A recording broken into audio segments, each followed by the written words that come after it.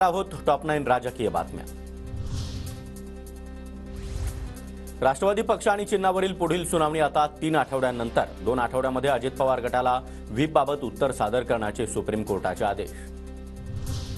पुढील आदेशापर्यंत राष्ट्रवादी काँग्रेस शरदचंद्र पवार हेच नाव कायम ठेवा, आठवडाभरामध्ये निवडणूक चिन्ह देखील द्या, सुप्रीम कोर्टाचे निवडणूक आयोगाला निर्देश। पक्ष बळकावल्यानंतर देखील समाधान नसल्याचं चित्र, पवारांना दुसरा पक्ष आणि चिन्ह देखील मिळू नये अशी अजित पवार गटाची भूमिका। सुप्रीम कोर्टाच्या सुनावणीनंतर रोहित पवारांचा ट्विट करत हल्लाबोल। आगामी निवडणुकीच्या पार्श्वभूमीवर आज मनसेची महत्त्वाची बैठक। मुंबईतील एमआयजी क्लबमध्ये सकाळी 10 वाजता बैठकीचं आयोजन। विभाग अध्यक्ष, विभाग समन्वयक अहवाल मांडणार। शरद पवार 2 दिवस कोल्हापूर दौऱ्यावर। गोविंद पानसरे यांच्या स्मारकाच्या लोकार्पण सोहळ्याला शरद पवार हजेरी लावणार।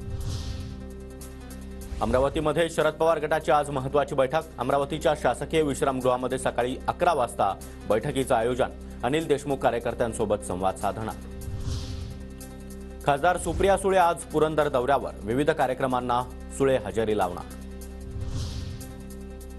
शिर्डीमध्ये आज ठाकरे गटाच्या उपनेत्या सुषमा अंधारे यांची मुक्त संवाद यात्रा।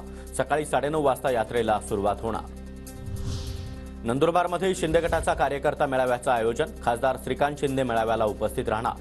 निवडणुकीच्या पार्श्वभूमीवर शिंदे गटाची जोरदार तयारी।